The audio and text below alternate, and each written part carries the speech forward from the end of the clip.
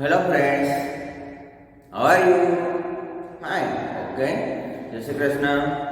Friends, ગયા લેક્ચરની અંદર આપણે ચેપ્ટર નંબર 9 સમય સંખ્યાઓ જે આપણે પૂર્ણ જાહેર કર્યું. આજે હવે આપણે એક નવું સરસ મજાનું ચેપ્ટર લઈને આવ્યા છીએ. Chapter number 11 perimeter and area, એટલે કે પરિમિતિ અને ક્ષેત્રફળ. મિત્રો, તમે ધોરણ 5 અને 6 ની અંદર પરિમિતિ અને ક્ષેત્રફળ વિશે ભણી ચૂક્યા છો, પણ તમે ત્યાં માત્ર બે જ આકારોના પરિમિતિ અને ક્ષેત્રફળ વિશે શીખી ગયા છો, એક લંબચોરસ અને એક ચોરસ. 7મા ધોરણની અંદર અમુક નવા આકારો પણ આવશે, જેવા કે વર્તુળ, સબાચકો એટલે કે સમબાજુ ચતુષ્કોણ, સમાંતર બાજુ ચતુષ્કોણ જેવા અન્ય આકારોના પણ આપણે પરિમિતિ અને ક્ષેત્રફળ વિશે અભ્યાસ કરવાના છીએ. તો આજે આપણે પહેલા પરિમિતિ કોને કહેવાય એના વિશે ખ્યાલ મેળવી લઈએ, ક્ષેત્રફળ કોને કહેવાય એના વિશે ખ્યાલ મેળવી લઈએ. પછી અમુક સૂત્રો આવે છે જેના તમારે યાદ રાખવા પડશે, તો જ તમને આ ચેપ્ટરના દાખલા આવડે. તો શરૂઆત કરીએ આપણે પહેલા પરિમિતિ. પરિમિતિ એટલે શું, બરોબર છે? તો મિત્રો, તમે જાણો છો પરિમિતિ એટલે કે કોઈ પણ બંધ આકૃતિ હોય એની બધી જ બાજુઓના માપનો સરવાળો, બરોબર છે? એટલે એને કહેવાય પરિમિતિ. તો આપણે વ્યાખ્યા લઈશું, બંધ આકૃતિની બધી જ બાજુઓના માપનો સરવાળાને તે બંધ આકૃતિની પરિમિતિ કહેવાય. ઓકે, આને કહેવાય પરિમિતિ. ત્યારબાદ આપણે વાત કરીશું ક્ષેત્રફળની. ક્ષેત્રફળ એટલે કે કોઈ પણ આકૃતિએ સપાટી પર રોકેલી જગ્યાનું માપ. ઓકે, તો એની લખી નાખશું હોય, આકૃતિએ સપાટી પર રોકેલી જગ્યાના માપને તે આકૃતિનું ક્ષેત્રફળ કહેવાય છે. ઓકે, તો આ બે વ્યાખ્યા થઈ. હવે આપણે સૂત્રો ખાસ મિત્રો આ ધ્યાનમાં રહેવાના છે તમારે, અને નેગ્લેક્ટ નથી કરવાના, બરોબર? જેમાં આપણે પહેલું સૂત્ર ભણીશું ચોરસની પરિમિતિ. ચોરસની પરિમિતિ. તો મિત્રો, તમે ચોરસની પરિમિતિનું સૂત્ર જાણો છો, 4 * લંબાઈ. આને ટૂંકમાં લખવું હોય તો 4l બી લખી શકાય. ઓકે, 4l એટલે વચ્ચે ગુણાકાર જ હોય, l એટલે લંબાઈનો l. ઓકે, પછી બીજું સૂત્ર લખશું આપણે લંબચોરસની પરિમિતિ. લંબચોરસની પરિમિતિનું સૂત્ર 2 કૌંસમાં લંબાઈ પ્લસ પહોળાઈ. આ l અને આ b, બરોબર? એટલે 2 કૌંસની અંદર l પ્લસ b. ઓકે, ત્યારબાદ ત્રીજું આવશે નિયમિત બહુકોણની પરિમિતિ. નિયમિત બહુકોણની પરિમિતિ. મિત્રો, તમે 6થા ધોરણની અંદર પણ આ નિયમિત આકારોની પરિમિતિ વિશે તમે શીખી ગયા છો. નિયમિત આકાર કોને કહેવાય? પહેલી વસ્તુ પાછું કહી દઉં છું તમને, તો કે કોઈ પણ બંધ આકૃતિ હોય ને, કોઈ પણ બંધ આકૃતિ એની બધી જ બાજુના માપ સરખા હોય તો એને કહેવાય નિયમિત આકાર. હવે બહુકોણ એટલે કે જો આપણે સૌપ્રથમ બહુકોણની વાત કરીએ તો ત્રિકોણ આવે. બહુકોણ એટલે બંધ આકૃતિ, એવી બંધ આકૃતિ કે જેના બધી બાજુના માપ સરખા હોય એને નિયમિત બહુકોણ કહેવાય. તો પહેલો જે આકાર આવશે ને નિયમિત બહુકોણ, એ સમબાજુ ત્રિકોણ આવશે. ત્યારબાદ આ ચોરસ આવે 4 બાજુ વાળો, 5 બાજુ વાળો પંચકોણ, 6 બાજુ વાળો ષટકોણ, 7 બાજુ વાળો સપ્તકોણ, અષ્ટકોણ, એવી રીતે હાલ્યા કરે. તો નિયમિત બહુકોણમાં શું થાય તો કે જેટલી બાજુ હોય ને, નિયમિત બહુકોણને જેટલી બાજુ એના વડે જેટલી બાજુ હોય અને જેટલું બાજુનું માપ હોય એ બંનેનો તમારે ગુણાકાર કરવાનો છે. ઓકે, તો નિયમિત બહુકોણની પરિમિતિ એટલે આપણે લખશું ભાઈ કે બાજુની લંબાઈ ગુણ્યા બાજુની સંખ્યા અથવા બાજુની સંખ્યા ગુણ્યા બાજુની લંબાઈ, કોઈ બી ચાલે. આપણે અહીંયા પેલા સંખ્યા લઈ લીધી, તો નિયમિત ચોરસની પરિમિતિ નિયમિત બહુકોણ હતો તો 4 ગુણ્યા લંબાઈ એટલે 4 બાજુ હોય ચોરસમાં એટલે 4 અહીંયા પણ બાજુની સંખ્યા ગુણ્યા બાજુની લંબાઈ. આપણે એવું જ કરી દઈએ એટલે તમને ભૂલ ના પડે. બાજુની સંખ્યા ગુણ્યા બાજુની લંબાઈ. બરોબર? ઓકે, નેક્સ્ટ વર્તુળની પરિમિતિ. મિત્રો હવે અત્યાર સુધી આપણે ચોરસ, લંબચોરસ, પછી આ બહુકોણ એમાં આપણે પરિમિતિ શબ્દ વાપરતા, પણ હવે જે વર્તુળની પરિમિતિ છે ને એને આપણે બીજું નામ આપીશું પરિઘ. શું નામ આપીશું? પરિઘ. પરિઘ એટલે એક જાતની પરિમિતિ જ છે, પણ વર્તુળ માટે એમાં પરિઘ શબ્દ વપરાય છે. એટલે એમાં કોઈ તમારે બીજું કોઈ સમજવાનું નથી. પરિઘ એટલે પરિમિતિ, એટલે તમને બે વસ્તુ લખાઈ. વર્તુળનો પરિઘ એમ બોલો તો બી ચાલે અને વર્તુળની પરિમિતિ બોલો તો બી ચાલે, પણ લખવામાં વર્તુળનો પરિઘ એમ જ લખવાનું છે. તમને દાખલામાં પણ એમ જ પૂછશે કે પરિઘ શોધો, એમ નહીં પૂછે કે વર્તુળની પરિમિતિ શોધો.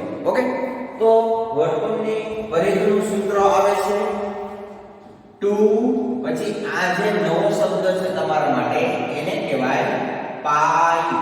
શું કહેવાય? પાઈ. 2 પાઈ r. r એટલે કે વર્તુળની ત્રિજ્યા. તમે વર્તુળ દોરતા શીખતા 5મા ધોરણની અંદર, ખબર છે? તો એમાં તમને ત્રિજ્યાનું માપ આપતા, પછી ત્રિજ્યા ઉપરથી તમે પરિકર સેટ કરતા ફૂટપટ્ટીમાં, બરોબર, અને પછી તમે આમ રાઉન્ડ કરતા. તો એ વર્તુળ છે એ ત્રિજ્યા ઉપર ડિપેન્ડ કરે છે, અથવા વ્યાસ ઉપર. વ્યાસ એટલે એનું બમણું કરી નાખો તમે. ઓકે, તો વર્તુળના પરિઘનું સૂત્ર થશે 2 પાઈ r. આ પાઈ છે ને મિત્રો, પાઈ એ ગ્રીક વર્ડ છે, ગ્રીક દેશમાંથી આવેલો શબ્દ છે. એ પાઈ છે ને એ હું તમને માહિતી દઈ દઉં છું. કોઈ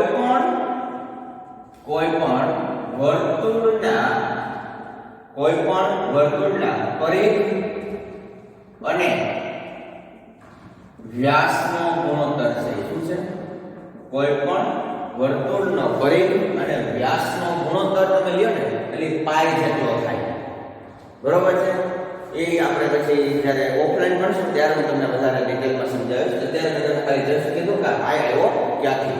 હવે એ પાઈનું મૂલ્ય છે મિત્રો બે રીતે લેવામાં આવે છે. એક જે પાઈની વેલ્યુ છે ને 22 આવે છે, અને બીજી છે ને એ 3.14 લેવામાં આવે છે. એ તમને દાખલામાં જો કીધું હોય કે પાઈ બરાબર 3.14 લેવાના, તો આપણે દાખલા ગણવામાં 3.14 મૂકવાના, અને ન કીધું હોય તો 22/7. એટલે આ વેલ્યુ તો તમારે યાદ રાખવી જ પડે, ફરજિયાત. આ તો તમને આપેલી હોય રકમમાં તો આપણે એનો યુઝ કરવાનો. ઓકે, પણ ન કીધું હોય તો આનો યુઝ કરવાનો. સમજાય છે? પણ તમે જો 22/7 કરશો ને એટલે એક્ઝેક્ટ 3.14 નહીં આવે. એવા તો ઘણા બધા આંકડા છે મિત્રો. 3.14 પછી 10,000 આંકડાની શોધ થઈ ગઈ છે. એવું નથી કે 22/7 કરો એટલે એક્ઝેક્ટ 3.14 આવે. તમે કેલ્શિયમમાં ટ્રાય કરજો, હજી થોડા વધુ આંકડા આવશે. એવા તો 10,000 આંકડા શોધાઈ ગયા છે. કેટલા? 3.14 પછીના 10,000 આંકડા. પણ દાખલો ગણવામાં આપણે માત્ર નજીકના આંકડા લઈએ છીએ, એટલે કે પોઈન્ટ પછી બે આંકડા લઈએ છીએ, 3.14. ઓકે, એનો કઈ આપણો મતલબ નથી. આપણે તમને કીધું હોય દાખલામાં કે પાઈ બરાબર 3.14 લેવાનો, તો એ લેવાનું નંબર 22/7. આ તો તમારે યાદ રાખવા જ પડશે. પાઈની વેલ્યુ 22/7. હજી એક મિત્રો આનું સૂત્ર છે બીજું, ઓર એક બીજું સૂત્ર લખાવું છું તમને. વર્તુળનો પરિમિતિ પરિઘ ઈ મિત્રો વ્યાસ આપ્યો હોય ને રકમમાં, જ્યારે તમને વ્યાસ આપ્યો હોય ને ત્યારે આ સૂત્ર મૂકવાનું, ત્રિજ્યા આપ્યો ને ત્યારે આ સૂત્ર મૂકવાનું. એટલે એવું જરૂરી પણ નથી કે વ્યાસ હોય ત્યારે આ મૂકવું. તમે ત્રિજ્યા અને વ્યાસનો સંબંધ જાણતા હશો. ત્રિજ્યા અને વ્યાસનો સંબંધ તમે જાણતા હશો મિત્રો. ત્રિજ્યા છે ને, ત્રિજ્યા એ વ્યાસ કરતા અડધી હોય, એના કરતા ઊંધું બોલવું હોય. વ્યાસ હોય ને, વ્યાસ એ ત્રિજ્યા કરતા બમણો હોય. તો મિત્રો આ જે સૂત્ર છે ઉપરનું 2πr, એમાં જો આ 2 અને r એ બે ગુણાકારમાં લઈ લો ભેગા, તો 2r એટલે શું થઈ જાય ખબર છે? વ્યાસ થઈ જાય. 2 ગુણ્યા ત્રિજ્યા એટલે શું થઈ જાય? વ્યાસ. આ પાઈ ના પાઈ એમ જો, એટલે આ સૂત્ર ઉપરથી જ આ બન્યું છે. પણ આપણને આ સૂત્ર યાદ હોય ને તો તમારે ત્રિજ્યામાં ફેરવવા ન પડે. સમજી ગયા તમે? બીજું કોઈ કારણ નથી આ સૂત્રનું. તમને આ યાદ હોય કે હાલે તો તમારે જ્યારે દાખલામાં વ્યાસ આપ્યો હોય ને પરીક્ષ શોધવાનું કીધું હોય ને તો તમારે એક વસ્તુ ઉમેરવી પડે. શું ઉમેરવું પડે? ત્રિજ્યા મેળવવી પડે અડધા કરીને. એના કરતાં તમે આ સીધું સૂત્ર મૂકી દો પાઈ ગુણ્યા d, તો તમે સીધો પરીખ મેળવી શકો ને મિત્રો. હે એટલા માટે હો. પણ આપણે બે યાદ રાખવાના છે. ઓકે, ચાલો પછી નેક્સ્ટ આ બધું લખવાનું છે. ઓકે, એ તો બધાને ખબર જ હશે ને, એમાં થોડું મારે કહેવું પડે, કારણ કે આ આપણે પાછું લખવા બી આપશું ને પાકું કરવા માટે. હે 2 વખત કે 3 વખત એવું કે તો પછી હવે આપણે અર્ધવર્તુળની પરિમિતિ મિત્રો, એનામાં હું તમને આકૃતિ પણ દોરાવીશ એટલે તમને સમજાઈ જાય. અર્ધવર્તુળની પરિમિતિ બરાબર. જો મિત્રો હું અહીં અર્ધવર્તુળ દોરું છું. અર્ધવર્તુળ એટલે તમે જે કોણ માપકનો યુઝ કરો છો કે નહીં, કોણ માપકનો, ઈ અર્ધવર્તુળ કહેવાય. હવે મિત્રો આપણે જે હમણાં આખા વર્તુળની પરિમિતિ જોઈ હતી, ખબર છે? આખા વર્તુળની એમાં મેં તમને બે સૂત્ર લખાવ્યા. એક લખાવ્યું 2πr અને બીજું લખાવ્યું પાઈ ગુણ્યા d. તો હવે અર્ધવર્તુળની પરિમિતિ એટલે આના અડધા એવું થાય કે નહીં? વિચાર હું તમને સમજાવું છું. હે તો આના અડધા કરો ને તો 2 કેન્સલ, તો વયું પાયા. પણ હવે મિત્રો તમે આનું અડધું કરો ને તો ખાલી આટલું જ આવે. સમજાય? તમે આના 2 ભાગ કરો તો આટલું જ આકૃતિ થઈ. તો હવે આ તો મિત્રો ખુલ્લી આકૃતિ કહેવાય. તો આની પરિમિતિ તો ન મળે એટલે તમારે જો અહીંથી અહીંયા પણ જોડવું પડે. બરોબર? આ વચ્ચેનું કેન્દ્ર શું હોય? વર્તુળનું કેન્દ્ર તો આ હોય, ત્યાંથી જ આપણે 2 ભાગ કરીએ. ઓકે, હવે આ બે બાજુ શું હોય? ત્રિજ્યા હોય. શું હોય? અહીંથી આયા સુધીનું માપ એક ત્રિજ્યા હોય અને અહીંથી આયા સુધીનું માપ પણ ત્રિજ્યા હોય. તો હવે આનું સૂત્ર તમારું આ નહીં આવે, થોડું બધી ઉમેરો થશે. આ તો આવશે જ. બરોબર? તો આપણે અર્ધવર્તુળની પરિમિતિ બરાબર. જો મિત્રો અહીંથી ચાલુ કરું, બરોબર, રાઉન્ડ કરું કરવાનું, આ એક આટો પૂરું કરું ને એટલે આખો પરિઘ છે. પણ આપણે આને 2 ભાગ કરીને તો અહીંથી અહીં સુધીનું આપણે અર્ધ પરિઘ કહેવાય. શું કહેવાય? અર્ધ પરિઘ. પ્લસ આ જે બે માપ છે શું કહેવાય? વ્યાસ કહેવાય. આથી આખું અહીંથી આખા સુધીનો વ્યાસ કહેવાય. શું કહેવાય? વ્યાસ.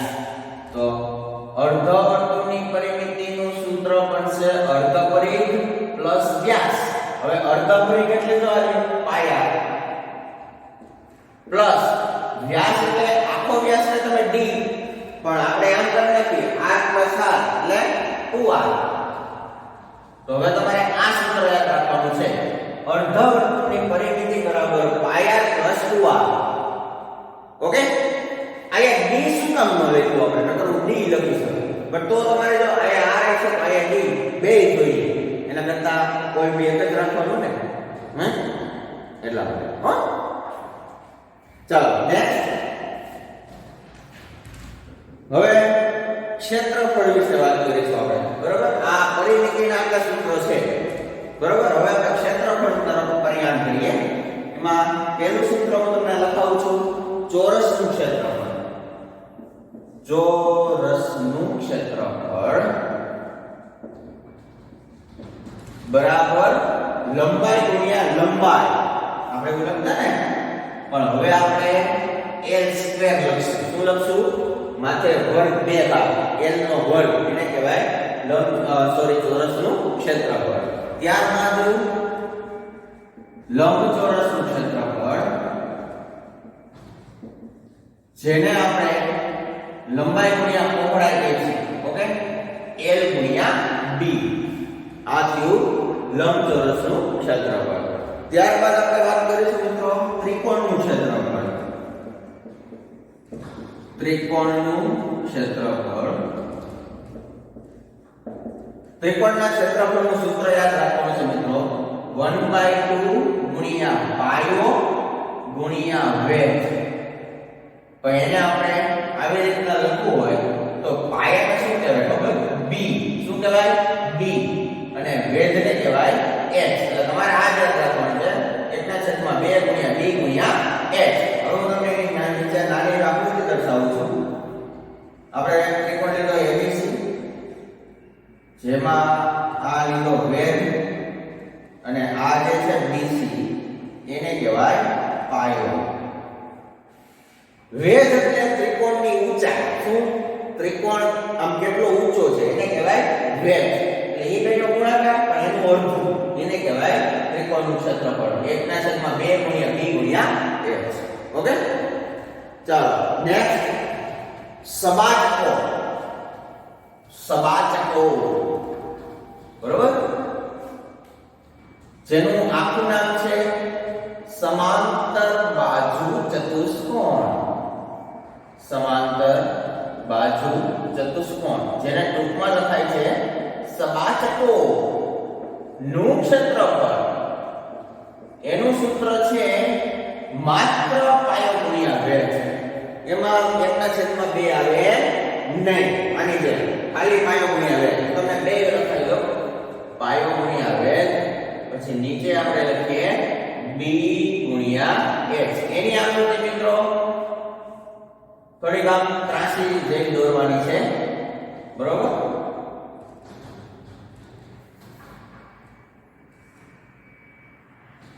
આવી. ઓકે, આ એના શિરોબિંદુઓ છે, આ એનો વેધ છે, તો આ એનો પાયો છે. પછી એવું જરૂરી નથી કે આ જ વેધ હોય, આ પણ વેધ હોય તો આ પાયો થાય, આ વેધ હોય તો આ પાયો થાય, આ વેધ હોય તો આ પાયો થાય. ઓકે, તો આપણે પાયો ગુણ્યા વેધ કરવાનો, બરોબર? ચાલો, એના પછી હવે લાસ્ટ વર્તુળનું ક્ષેત્રફળ. શેનું? વર્તુળનું ક્ષેત્રફળ, જેનું સૂત્ર છે પાઈ r નો સ્ક્વેર. પાઈ r સ્ક્વેર. હવે મિત્રો મેં તમને જ્યારે વર્તુળના પરિઘના બે સૂત્ર લખાવ્યા ને, એક ત્રિજ્યા વાળું 2πr અને એક વ્યાસ વાળું પાઈ d, બરોબર? આમાં એક એવા સૂત્ર બને છે ત્રિજ્યા એટલે કે પાઈ r સ્ક્વેર. હવે ઘણાને એવો પ્રશ્ન થાય કે ઓમાં તમે વ્યાસ વાળો લખાવ્યું, આમાં કામ ન લખાવ્યું? હવે મિત્રો એનું કારણ કહું તમને, આમાં હું શું કામ નથી લખાવતો, આ થોડું અઘરું પડે એવું છે. જેને યાદ રહે એના માટે કોઈ વાંધો નહીં, બે લખાવીશ, બરોબર? હવે ઓમાં આપણે શું કર્યું ખબર? ત્રિજ્યા ઉપરથી સૂત્ર આવું હતું 2πr, જોવો તમે, બરોબર? તો એમાં સહેલાઈથી તમને d મળી જતો હતો. પાઈ આ બેનો ગુણાકાર કરો 2r એટલે d કહેવાય, કારણ પાઈ d મૂકી દેતા હતા. પણ આયા જો r નો વર્ગ છે, તો હવે આયા r ની જગ્યાએ તમારે d કરવો હોય ને તો 2 વડે ભાગાકાર કરવો પડે, કારણ કે ત્રિજ્યા છે એ વ્યાસની અડધી છે. તો હવે તમે શું કરો? પાઈ એમનો, પછી તમે કૌંસમાં મૂકો d ના છેદમાં 2, એટલે 2 નો વર્ગ કરવો પડે. કૌંસની અંદર d ના છેદમાં 2 આવે, એની ઉપર વર્ગ થાય. હવે તમે આનું સાદુરૂપ આપો એટલે પાઈ પછી d નો વર્ગ છેદમાં 2 નો વર્ગ 4, આવું સૂત્ર થાય, બરોબર? એટલે આ બીજું સૂત્ર બની ગયું. હવે તમારે જો રકમમાં એમ કીધું હોય કે એક વર્તુળનો વ્યાસ આટલો છે તો તેનું ક્ષેત્રફળ શોધો, તો તમે આ સૂત્ર મૂકી શકો. અથવા આ યાદ ન રહે તો તમારે વ્યાસ ઉપરથી પહેલા ત્રિજ્યા શોધવાની, 2 વડે ભાગાકાર કરી પછી આ સૂત્ર મૂકીને તમારે ક્ષેત્રફળ મેળવવાનું, કોઈ પણ ચાલે રહી. મેં તમને બે સૂત્ર લખાવ્યા. ઓકે, હવે આપણે અગાઉ એકમો વચ્ચેના સંબંધ ભણી ગયા. તમે 1 મીટર બરાબર 100 સેમી, 1 કિલોમીટર બરાબર 1000 મીટર, યાદ કરો. 1 રૂપિયા બરાબર 100 પૈસા, 1 લીટર બરાબર 1000 મિલી. એવા આમાં પણ એવા સંબંધો આવે છે. બરોબર, ક્ષેત્રફળના એકમો હોય ને એના વચ્ચે પણ સંબંધો આવે છે. તો એ હું તમને લખાવું છું. બરોબર, એમાં આપણે પહેલો સંબંધ લખીશું. જો મિત્રો, આ ઉપર હેડિંગ બનશું કે ક્ષેત્રફળના એકમો વચ્ચેના સંબંધો. બરોબર, જેમાં આપણે પહેલો સંબંધ લખીશું 1 મીટર સ્ક્વેર બરાબર 10,000 સેમી સ્ક્વેર. ખાલી મીટર સેમી હોય ને મિત્રો તો 100, પણ મીટર સ્ક્વેર સેમી સ્ક્વેર આવી જાય તો 10,000, એટલે કે આનો વર્ગ કરવાનો. 100 * 100 એટલે 10,000 થાય. બરોબર, એ આપણે કઈ ઝંઝટ નથી કરવાની. આપણે ખાલી આ યાદ રહેવું જોઈએ કે મીટર સ્ક્વેર માંથી સેમી સ્ક્વેર ફેરવવું હોય તો 10,000 વડે ગુણાકાર. હવે મિત્રો ઊંધું કહું તો ઊંધું કરવું હોય તો શું થાય? 1 સેમી સ્ક્વેર બરાબર 1/10,000 મીટર સ્ક્વેર. આમાં ગુણાકાર થાય, આમાં ભાગાકાર. જેમ આપણે સેમી માંથી મીટરમાં ફેરવવા 100 વડે ભાગાકાર કરતા, યાદ કરો. એમ આમાં સેમી સ્ક્વેર માંથી મીટર સ્ક્વેરમાં ફેરવવા 10,000 વડે ભાગાકાર કરવાનો. ઓકે, ચાલો નેક્સ્ટ સેમી મિલી. સેમી મિલી નો સંબંધ લઈ લઈએ. 1 સેમી સ્ક્વેર બરાબર 100 મિલી સ્ક્વેર. અને આપણે જાણીએ છીએ મિત્રો કે 1 સેમી બરાબર 10 મિલી થાય. તમે ફેરવતા આ પાસે ખાવા યાદ કરો. સેમી મિલી ફેરવતા રહો એટલે કે 1 સેમી તો 10 મિલી. આમાં સેમી સ્ક્વેર તો 100 મિલી. આનો વર્ગ કરવાનો. 10 * 10 એટલે 100. રેડી? હવે આનું ઊંધું લખાવો કે 1 મીટર સ્ક્વેર હોય તો 1/100 સેમી સ્ક્વેર થાય. બરાબર? હવે છેલ્લું 1 હેક્ટર. અને મિત્રો જમીન જ્યારે માપે ને ત્યારે હેક્ટરમાં મપાય. આપણે અહીંયા જનરલી વીઘા બોલતા હોય, સમજાય છે? વીઘા, જે મારી પાસે આટલા વીઘા છે. પછી વીઘાથી આગળનો એકમ એકર. સાંભળ્યું છે કોઈ? Acre, acre, acre, acre. તમે કચ્છમાં જશો ને એટલે ત્યાં મોટે ભાગે એકરમાં જ જમીન બોલે છે. બરોબર?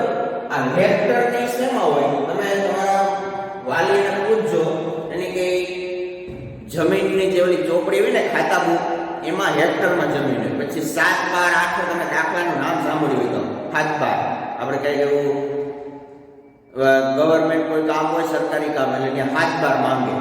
એટલે 7, 12 માં છે હેક્ટરમાં જમીન હોય લખેલી.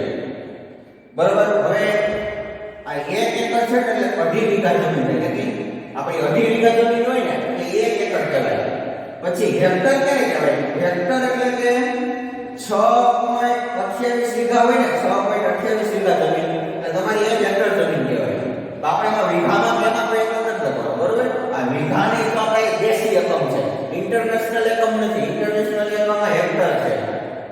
બરોબર? એટલે હેક્ટરનો આપણે મીટર સ્ક્વેર સાથે સંબંધ દર્શાવવાનો છે. સાથે સાથે મીટર સ્ક્વેર એ કેટલા થશે? 10,000. 1 હેક્ટર એટલે 10,000 મીટર સ્ક્વેર. ઓકે, તો 3 સંબંધ છે. આ તો બે એક ને એક જ છે. આમાં ઊંધું કર્યું છે. બરોબર? એટલે આ મેઇન 1, 2 ના 3 એ તમારે યાદ રાખવાના છે. એટલી જ જરૂર છે આપણા ચેપ્ટરમાં, બીજી કોઈ જરૂર નથી. ઓકે, તો મિત્રો આજે આપણે માત્ર આ લેક્ચર પૂરતું ખાલી સૂત્ર જ યાદ રાખશું. આ બધા સૂત્રો તમારે 2 વખત લખી પાકા કરવાના રહેશે હોમવર્ક સ્વરૂપે. ઓકે, નેક્સ્ટ લેક્ચરથી આપણે સ્વાધ્યાય 11.1 ના દાખલા ચાલુ કરીશું. ત્યાં સુધી રજા લઈએ. ખૂબ ખૂબ ધન્યવાદ.